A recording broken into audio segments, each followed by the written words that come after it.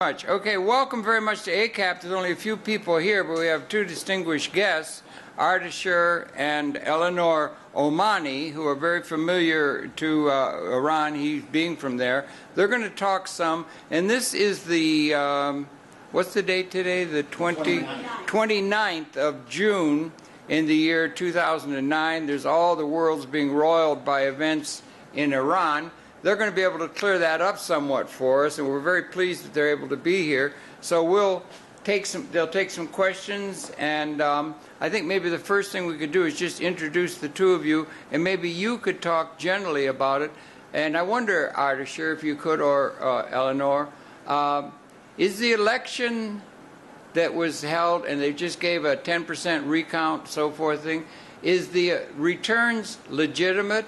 The claim seems to be in much of the Western media that it's rigged. They even use that language. And I wonder if you could address the general question that all the world is concerned with now. Was the election return that was announced today legitimate, or was the election rigged? And maybe that'd be a place for you to take off from, if you could, please. I want to thank ACAP for inviting both of us Mm-hmm. to this session. Yeah, that's exactly the first question I was going to address. This was the 10th presidential election in Iran. And it was welcomed by 85% of the population who Of Iran. participated in the election. It's a high rate in the world scale. I've been in the United States for 46 years, and I don't remember that more than 52% of the population participated in the presidential election or any other election. Some elections have even smaller ratio, especially local elections in New York and Manhattan. So this was a very high rate of participation. Everyone was happy, and until Mr.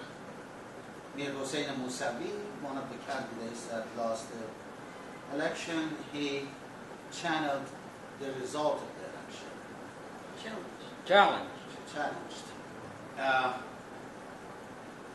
Let me say why he was wrong challenging this election and calling it rigged election. Mr. Mousavi had 40,676 representatives throughout the country. And this was in an average. There were 14 observers in the polling stations. And when I called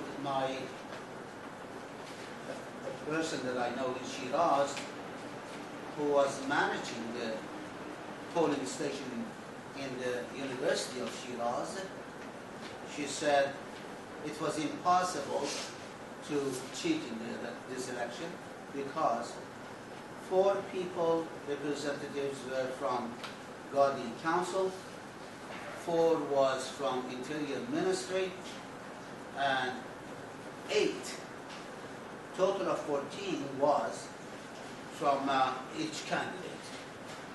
So from the beginning of the process to the ending of the process, it was impossible for any piece of paper to be moved from one location to another location without these 14 people questioning what it was.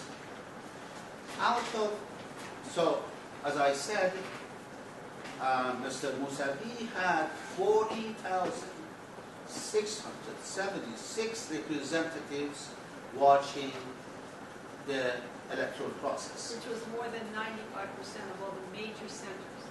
Yeah, could I ask, do you want us to interject questions, or do you want to... No, I want to continue. Okay, go ahead. You continue, and then we can ask. Okay. Yes.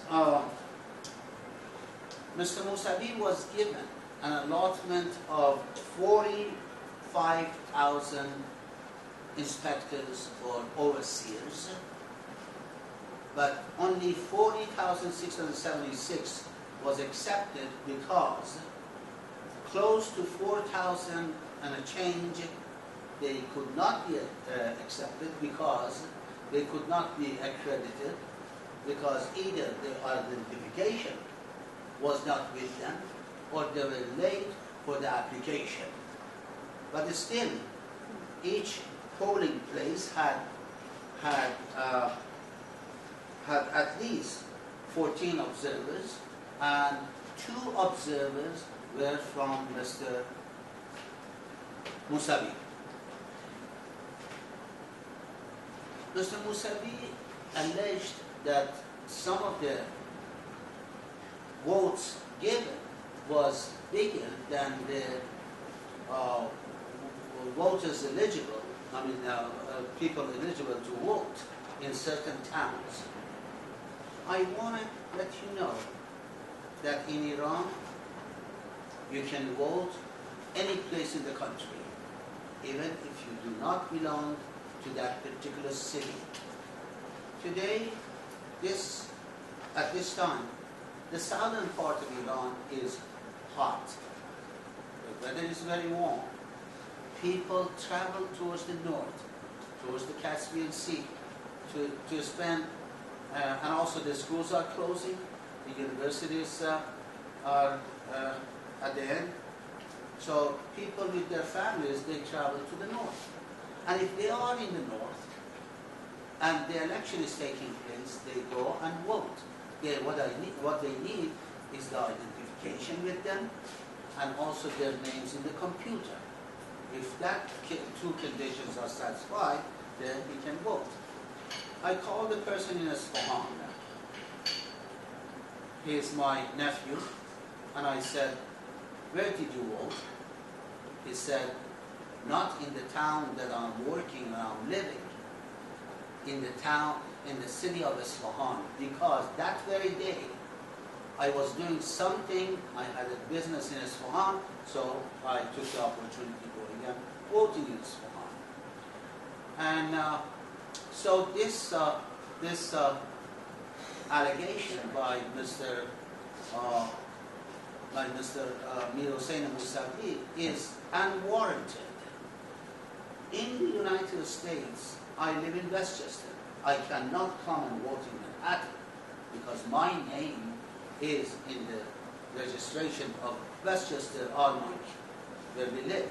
But in Iran, if you all belong to the south, but you are traveling in the north, you can go and vote. Therefore, no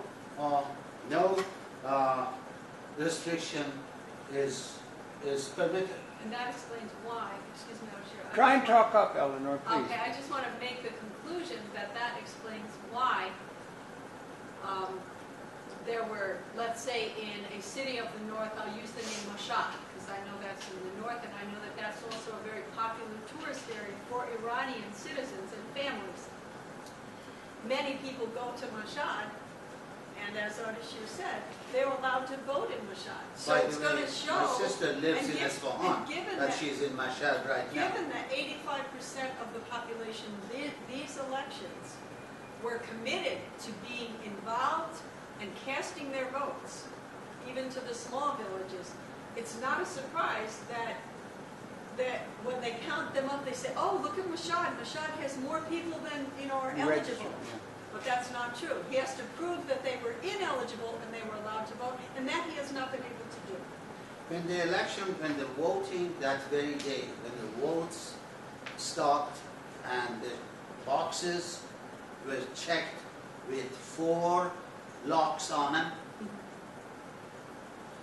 an hour after this voting process, Mr. Mir Hossein Mousavi called himself a winner.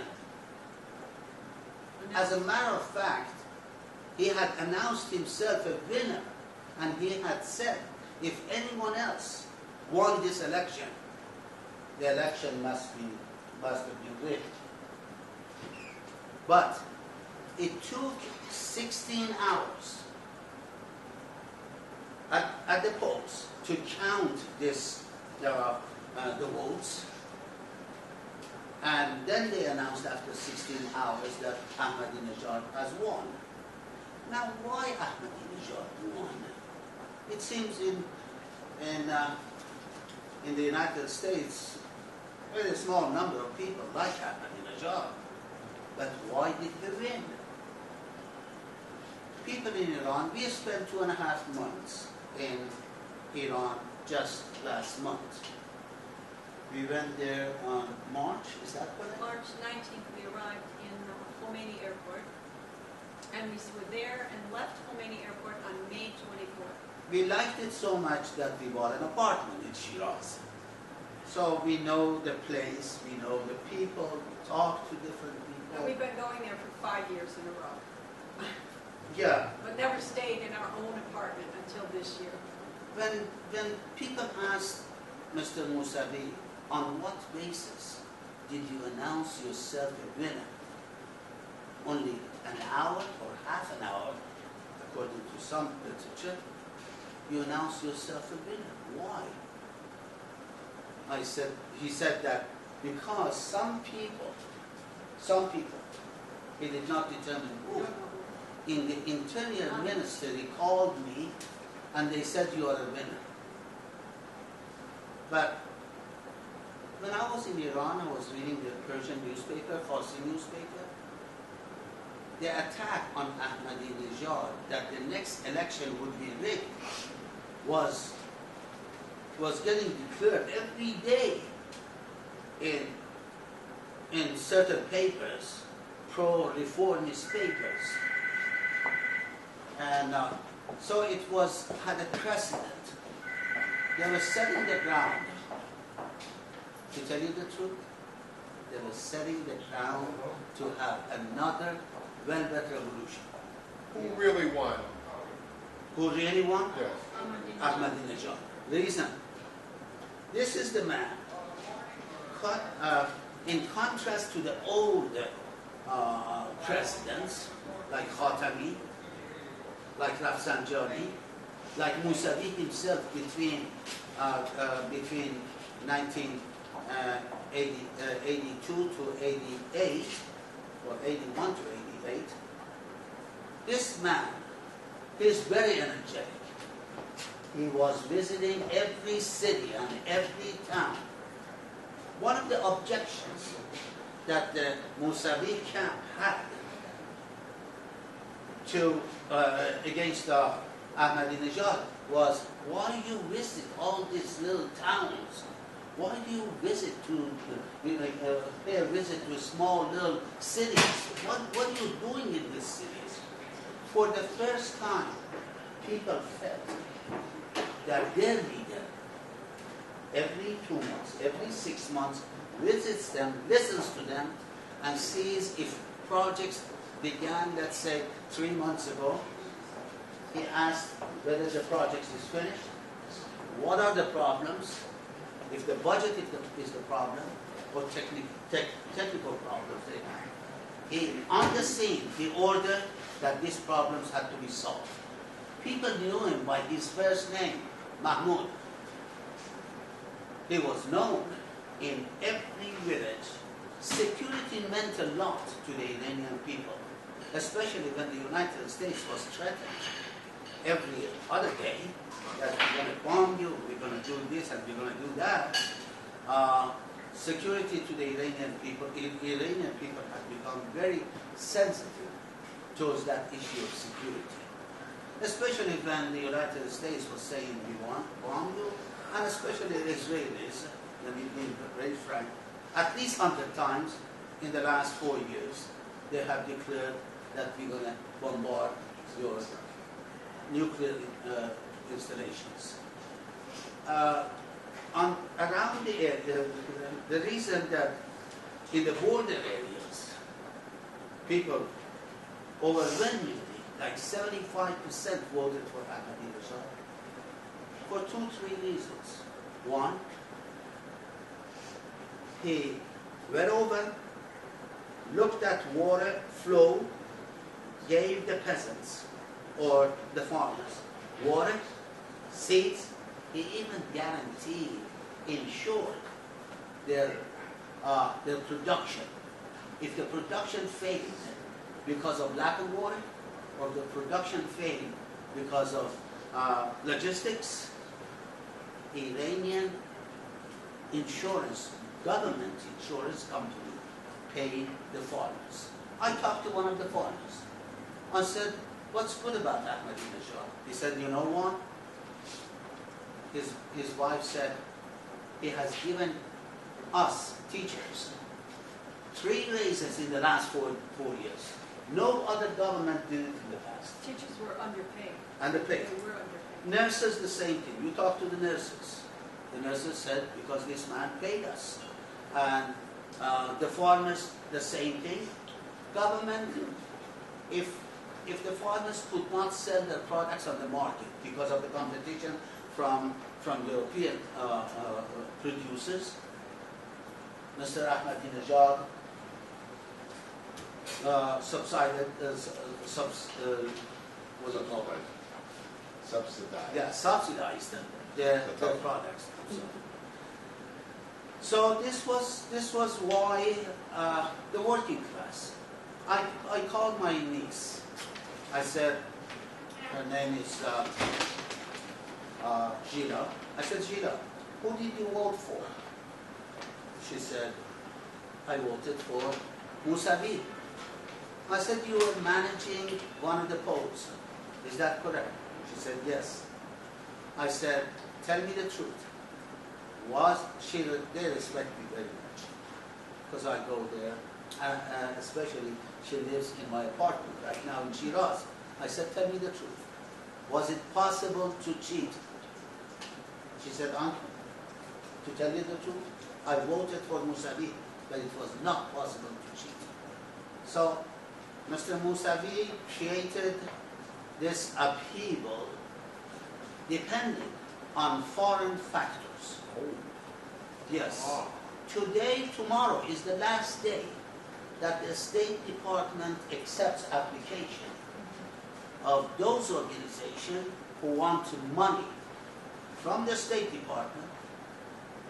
The office of Hillary Clinton is giving money to organizations who can encourage, AID and NED, also NED, AID, United States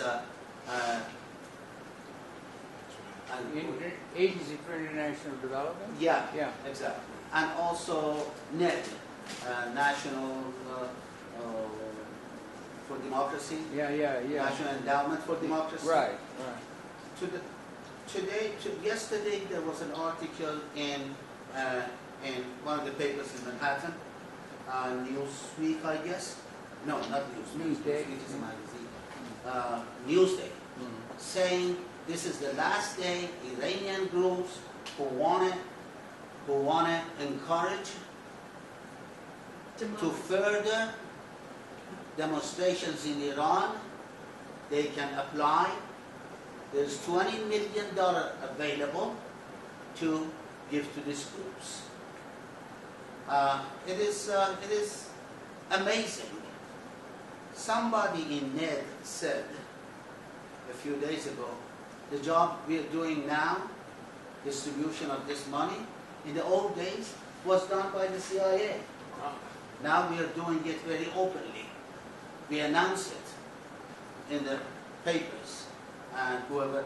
So this was another. So Velvet Revolution. It took place in the United States through Velvet Revolution in Georgia, as you know, Ukraine, okay, and Moldova. You saw Moldova probably, that the demonstrators attacked the palace or the Congress of that country. Do you remember Venezuela? Yes. When there was a voting that took place and suddenly they said it is rigged. Okay. Did they do it to Zimbabwe? When what's his name? Mugabe got elected a year ago. The United States did not recognize the election. What about Hamas of the Palestinians? When Hamas won in Palestinian territories, the United States said, we do not accept this. As a matter of fact, you are illegal and you are a terrorist organization. Yes, sir. Speaking of which, what role would Israel have in this ruckus that's happening in I think Iran? the Israelis are very active in the upheavals in Iran. I visited a neighborhood in Iran. There are 25,000 Jewish population in Iran. They have a representative in the Congress, by the way. Yes, they do. The 25,000 Jewish citizens inside Iran. Inside Iran, they have a Jewish faith. representative in the Congress, and they can speak out and express their needs. Other minorities the same. In Iran, minorities have representatives in the Congress. Israel has been very active in creating disturbances inside Iran. And of course, every other day they announce that we're going to bomb Iran. And the United States says, if we don't bomb you, we let the Israelis to bomb you. They have been playing this game in the last few years. Are we scared? We are concerned, but not scared. The poor people. This election was about classes. This was the first class war between rich rising up against the poor. Mr. Ahmadinejad has been helping the poor. And That's working obvious. class. And working class. And working But class. the lower working class, we might Subsidizing food. Flour is subsidized. Sugar, tea, vegetable, bread. And what did They're all subsidized for the... What did Mousavi say during the debates? Mousavi said during the debate that you're creating a beggar society by If I'm helping elected, the working class. You're creating a beggar society. They have to work for it. They do work, but their prices on the international scale, the prices are high. Sometimes we have to buy products made in the industrialized world, and the prices are very high for people of Iran in terms of construction of things, in terms of even clothing. So these people have to be helped. The class that supports Ahmadinejad are the farmers, the working class, and city dwellers, and poor. He constructed low rent apartments for the poor. They are, Mr. Mir Hossein Mousavi is against it. He said, I'd like to say something. Try and speak up, Ellen. I'd like to say something. There's a misunderstanding, and it almost has a racial connotation to it, that anybody who's educated in Iran, automatically, those are the educated upper middle class, knowledgeable people of the Iranian society, and they're all from Mousavi. That is not true, and I could verify it by numbers. We have relatives who are Muslims who put on their black hijab because that is their culture, that is what they were raised as, and they would not be comfortable going outside. These are not stupid, ignorant masses, which is what some people who emailed us accused us of supporting the ignorant masses. These are people who are supervisors who work with the World Health Organization, Islamic women. They are for Ahmadinejad because they have seen the health clinics go throughout the countryside, whereas people died if they didn't have a place to go, if they weren't near a large city. So you think those people are stupid? Yes, according to the American media, they're dumb. It's the ignorant masses who want this dictator, which is a contradiction in terms, because who wants a dictator? Who controls the American media? Well, that's a wonderful question. Who could, and And it was amazing that the debates actually partially hurt Musavi. They pushed, and which was, okay, fine, open up the society, open up the debates. But I can tell you, when many of the Muslims in all of the cities got to listen to this man, Karoubi, who's a mullah with the top turban on his head, when they asked him, Ahmadinejad asked him, see, you don't know this, you couldn't know this, because it's in Farsi. When they asked him, okay, what is your plan for the economy? Well, I'll have to answer that. My aides have the information. We'll have, I mean, this was a laughing stock. Immediately, the Iranian people, they're not dumb. There's No, not at all. When you go to an Iranian kiosk, which is a newspaper stand, you do not see 3 newspapers all with the same thing, just the date line changed, like we have in the Democratic America. He counted. Stood there, and I've got the names in a notebook, 50 different newspapers in Farsi representing all different kinds of trends. Reformists, neo-reformists, principalists, hardliners, very religious, take women out of the parliament. They're all allowed to publish in Iran. So there's a lot, the reason I say it's racist is because they play on the idea of a backward culture, a Muslim uninformed, and the people that you saw marching in the streets, weren't they gorgeous, beautiful? Look closely at some of those videos. See their well-done nails. Notice the bags on their arms, they're Gucci. That's not what I see in Shiraz and Esfahan and Chahar Magak and Bandar Abbas. What the racial groups in Iran? What are they? Okay. Sorry, I got very... We have sorry. 50% Persians. They live in the center. All right, what's a Persian? I don't know. Farsi. Persian Is that like Ahmadinejad? Is he a Persian? Probably yes. Or Ayatollah Khomeini? No, was he a Ayatollah Persian? Khamenei is a Turk. Who? It's from Azerbaijan. Turk. Oh, Turks. Persian As is a the matter name of fact, you know how the many of them are Turks? So you're saying? But Ardeshir explained, he asked basically, a Persian is a term from... Yes. The Persian Empire, like 2,500 years ago, Iran was an empire. Included a lot of countries, many countries in the area, from Africa to India. This was very gigantic empire. And the center of the empire was in the province of Fars. That's where Shiraz is now. That was the capital. Persepolis, that you should visit. It's glamorous. It is it's very historical, ancient, very historical. architectural. Yeah. I like architecture. It is beautiful. Ancient You know, it civilization. reminds you who our ancestors were. And by the way, my name is there too, Ardeshir. It's King Ardeshir. King Ardeshir. The picture is done in a mountain. Anyway, Could I bring up So something? Let me finish a Turk is your- a Caucasian. they are Caucasian.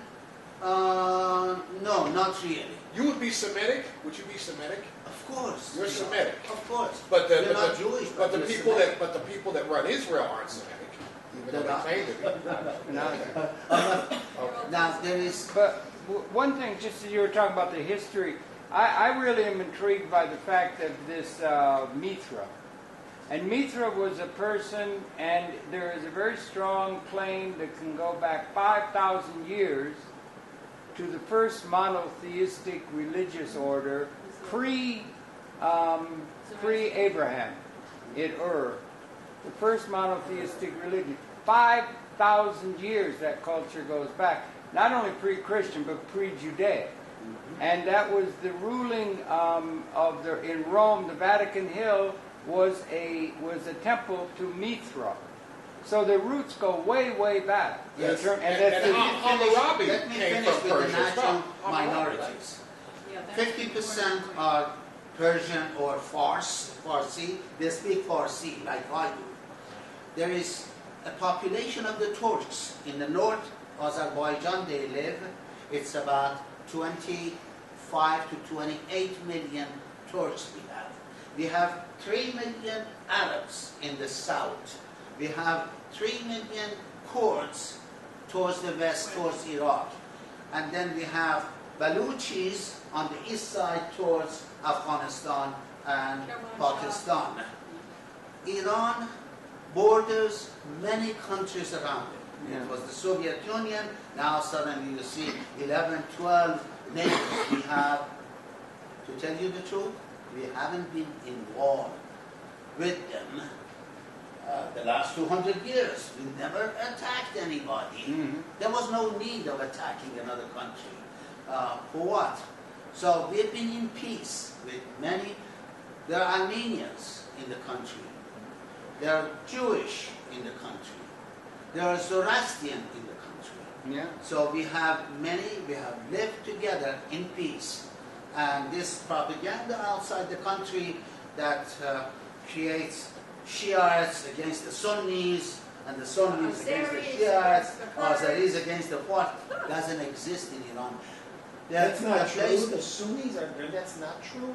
That's not No, true. they're No, he was not. saying Sunni and Shia when they talked about Iraq. This is one No, of the- even in Iran, they're trying to, I've seen the State many Department Sunnis, though? trying to create Sunni and Shia in the western part of Iran, Oh, where by the Pakistan and Turks. Afghanistan by is, the Baluchistan. because some population of Afghanistan are Sunnis, and main part of Pakistan is Sunni, but we haven't had any problem with them. But the U.S. tries very hard to create contradictions, to feed one against the other, divide and rule. The tactics of the British Empire And the Romans. and the Romans. And the And Americans. I just want Why to, does the U.S. want to do that? I just want to explain control why. the country? What you need to do, what I did, how I had to learn, because I'm not fluent in Farsi. I'm fluent in conversational Farsi, so I can go to my relatives, I can listen to their opinions, I can give my opinion on the street, I can understand main things. When it gets too complex, I cannot. I depend on U.S. State Department speeches, documents, Pentagon, congressional resolutions. I check those. About when American-Iranian Friendship Committee was formed in 2004, I myself didn't know as much about my own country. I'm an Iranian citizen also, by the nature that I got married in around 30 years ago.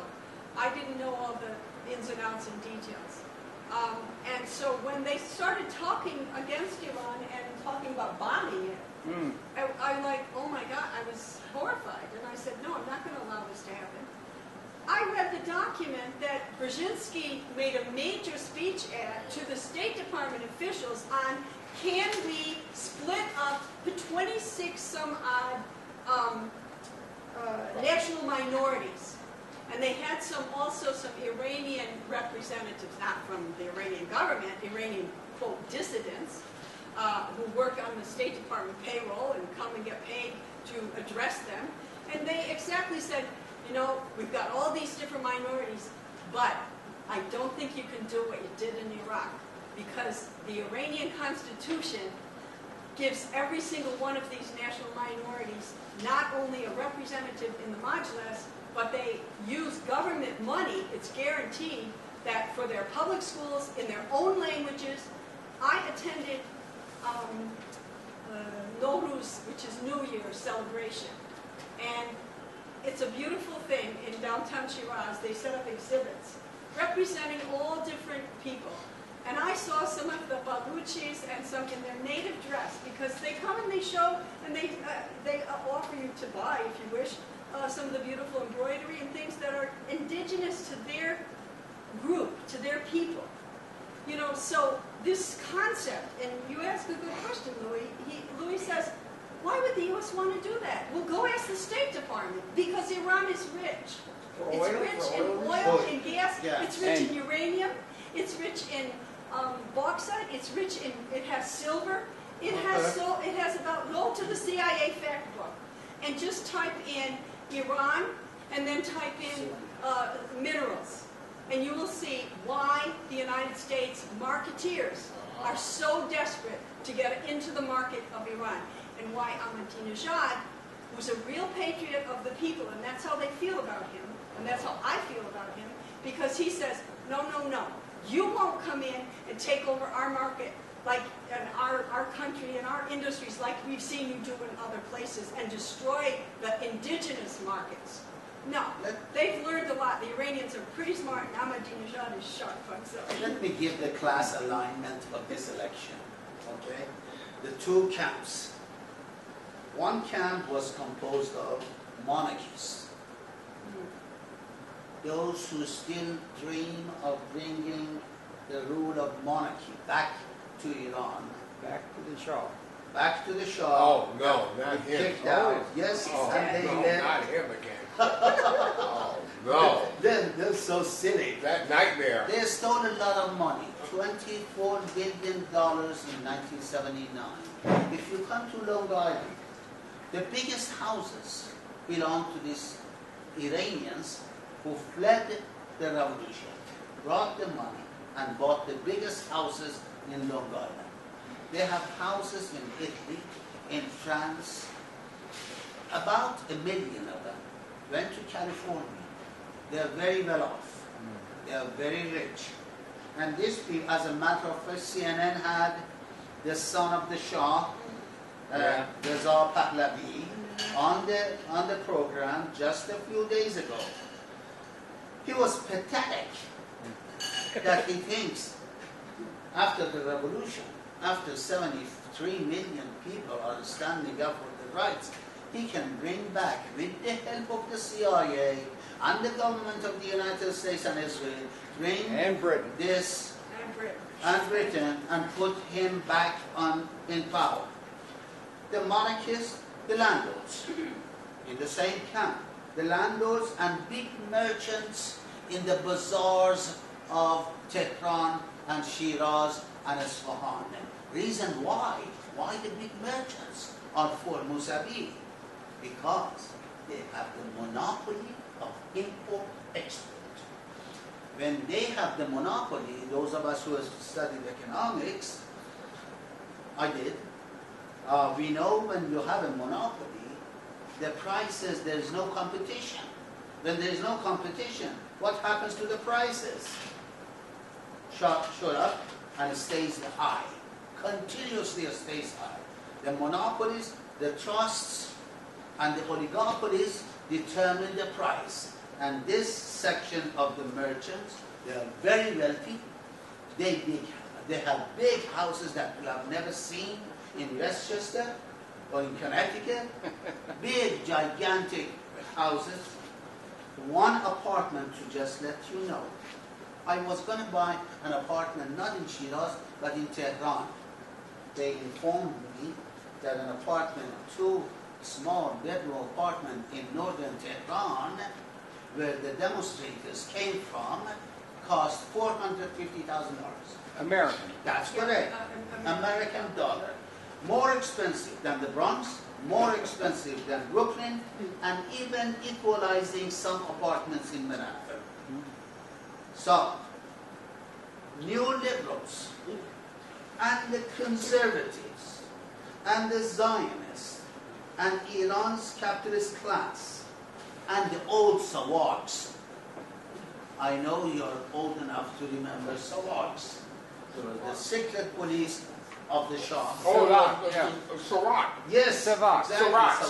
Savak. Yeah. Savak. Oh, those guys were scary. Yeah, They used all to these torture guys people, were on disappear one people. side on the streets of Tehran these days, the last 10 days. On the other side, you see workers, you see small farmers, you see teachers, you see nurses, you see even ethnic groupings on the other side supporting Ahmadinejad. This was a class, very small 10-day class war in Iran that the rich, the children of the rich, by the way, education, university education, higher education is practically free in Iran. Practically free. To everyone? Health. To everyone? Huh? Yeah, okay, Yes. yeah. They built Healthcare. When I tell the kids in Iran that we have in the United States 47 million people who do not have healthcare insurance, they say no. Maybe you were not in the United States, you were in Africa someplace. I say no, I've been 46 years in the United States, and we have 47 million people who don't have health insurance. When I tell them that in the United States you can find 2,400,000 Americans behind the bar, they say no. That's almost a population of a country. I say yes, that is the reality of America. Many people in Iran, many youngsters, first of all, when I talk to them, they know very little about the United States. Very Except what little. they see through Almost nothing. CIA has created like 20 stations in California, beaming into Iran, in Farsi. in Farsi, the girls, topless, What? Not bottomless, topless, he says that. For an a Iranian, lot of it's things. like For the being bad. Iranian Muslims, Oh. this is like nude, being okay. nude. Oh, And They're not. yes, They're not so Muslims. rules and day and night, they're showing this to the And a Iranian beautiful youngsters. man coming in a car, a beautiful new car, a very fancy car, and the wind is blowing in the hair, and they're playing a very, very Very sexy beautiful things. Iranian She says song. beautiful, but it's Oh. very, Well, for I mean- Iranian women, It's They call entertainment, it propaganda, Netflix. entertainment, huh? Yeah, and that's the diet. Straight up that Madison many- Avenue. That's, That's- it's culture, it's called cultural penetration, and by the way, They that want to be that was- American. That makes them want to be American. Some might. Or does it Well, make them it's- yes. rebel it's a because form of it's so corruption. decadent? the mothers, It's a form of the corruption. mothers of the Muslim children do not, the working class mothers are offended by it, and they don't even let their kids, or they try not to let them. But when you get to the university level, and when you're already a little bit in the upper class, so you're yearning for some Western Right. freedoms and goods, and the club scene, and let's face it, youth, you and I Right. were young, Yeah. we loved the bars, we loved going out. They Great don't show. have that in Iran, and they want that. You know, I see a but- good part Yeah. of that too, though. I see both. I Yes, see I know, both. I know. It's kind of like there should be no censorship, but there should be more of a steady diet of everything, not just that. Yes, but any country, any culture, any society, how long did it take? Think for a minute. How long did it take to get rid of slavery? Oh, I'm sorry. Or how long did it take for women in this country to get, we have such a short memory of our own history because we really weren't told it properly. Susan Anthony died before the women had the right to vote. She marched with all the feminists in the early days, the The suffrage. suffragists, and she died before that happened. So it doesn't happen. Change doesn't yes. happen. Speak up, Paul. Okay, obviously, I agree, thank you for sharing a lot of information, a lot of interesting information. Speak up. For me. And the information that I wasn't aware of, I'm personally actually a one-world guy who doesn't believe in countries to begin with. However, because we are one world. However, the one area that I'd like to ask you a question on is an area that I've heard many people show concern about with Iran, from attending ACAP, which is a Jewish organization, being Jewish myself, even though I am also an interfaith minister.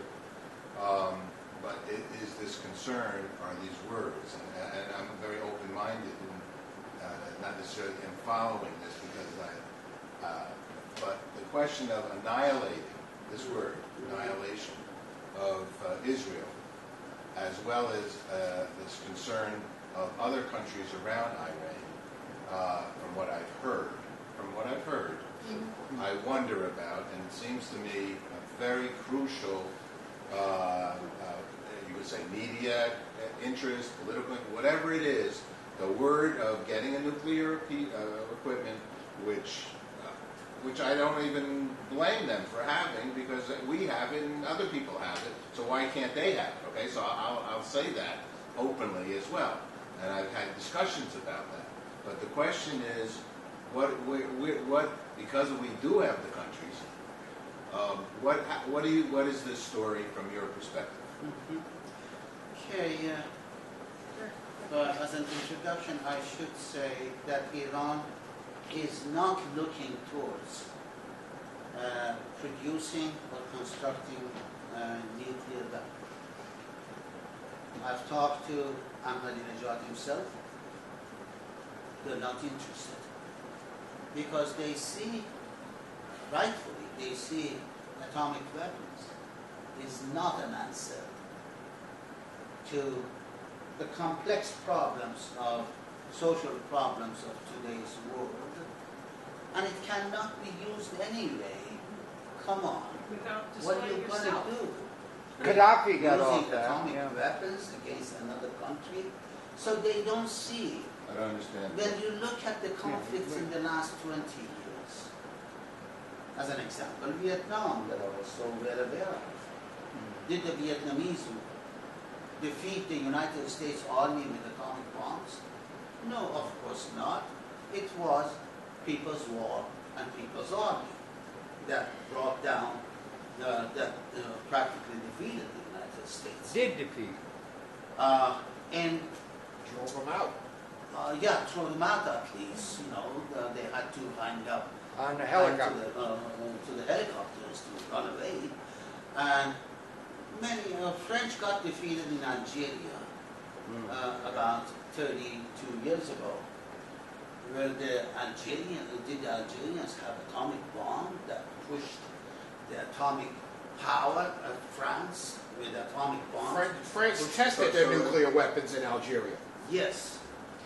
And then he So burned they Algeria- see, according to Algiers when this they left. logic, according to this logic, you don't need atomic bomb to even fight the big powers. Soviet Union fell. That is an example that Ayatollah Khamenei usually uses. Soviet Union collapsed. Could all those atomic weapons, 8,000 of them, 8,500, could save the system from falling apart? Obviously not. You see, that's the reason they use that we don't need atomic bomb.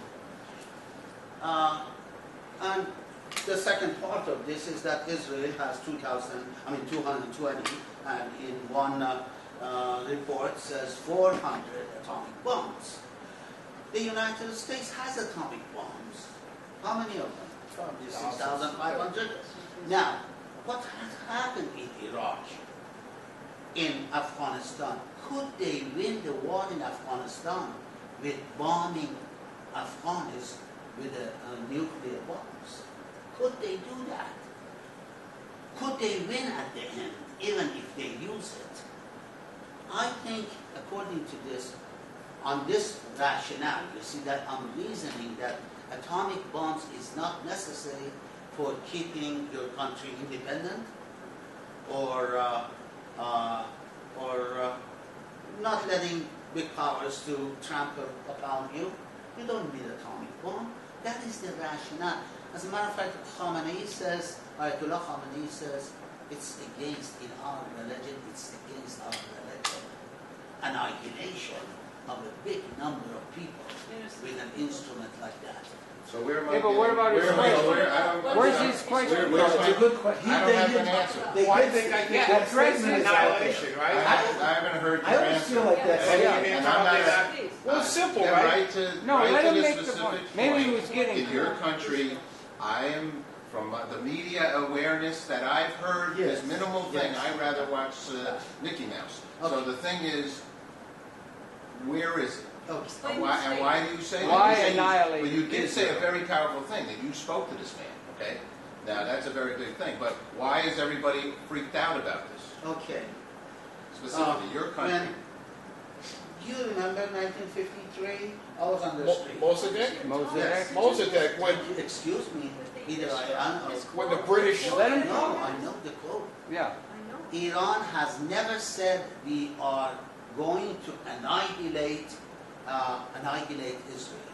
No. This is a total fabrication Huh. by the media. Really? It's a That's lie? correct. Yes. There is, Lie? there is no nothing, video. They do nowhere, say death to America, death to Nowhere. Israel in their I can't believe in speeches. none of the speeches, Well, let him they make the can point. show that Ahmadinejad or Ayatollah Khamenei or any person in the leadership of the Islamic Republic has said we're going to annihilate Israel. This is a lie.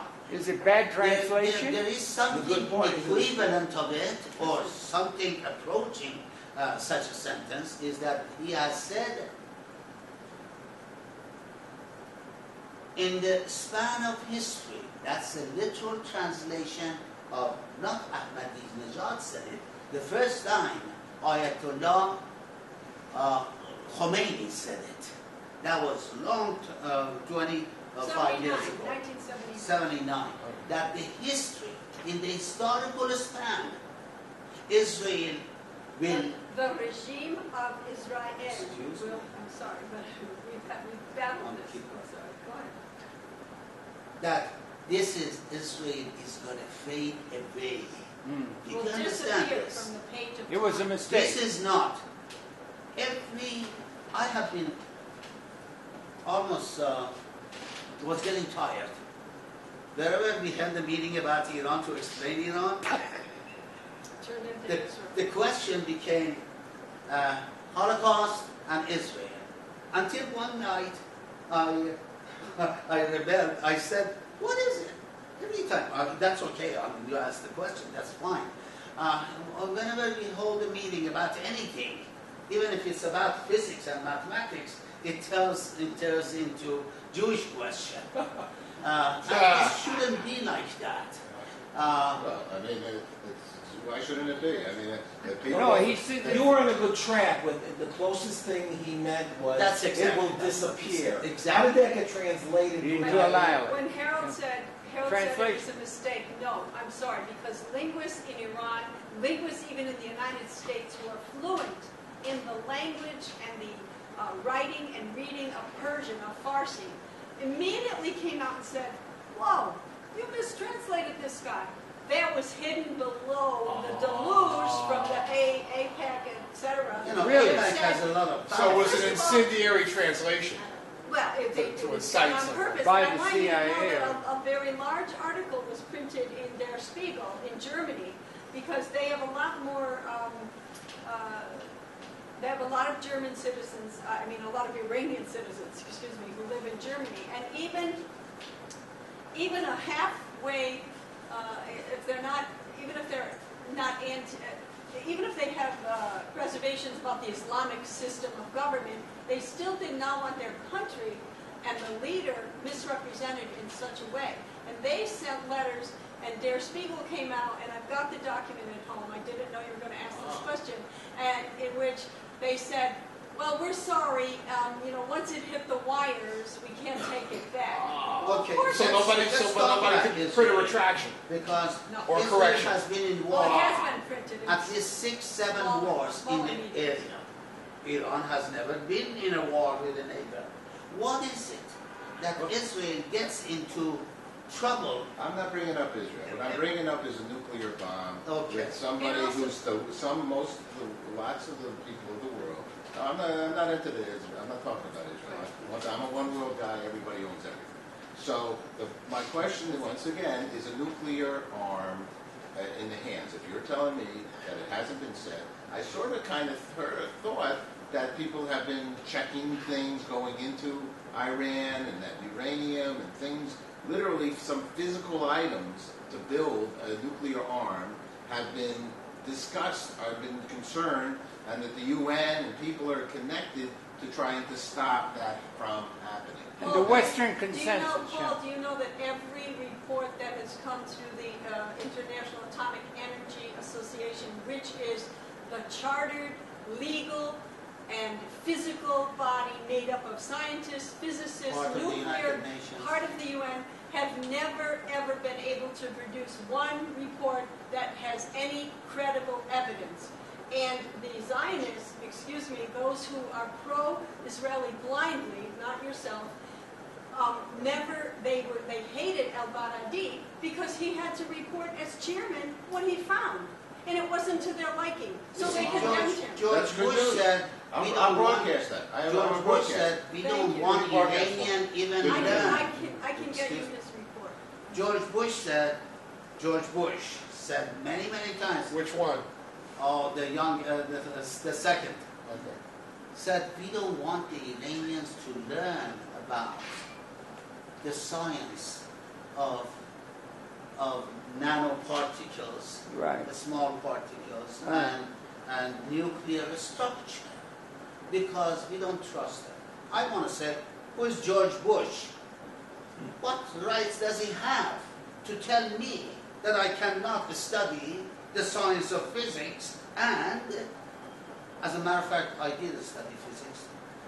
And he's going to stop me to learn about the science of nanotechnology, which could be used for many, many reasons. Ardeshir, you got the use of, I mean, remember in 81 they did preemptorily bomb the reactor that was creating electricity in Iraq.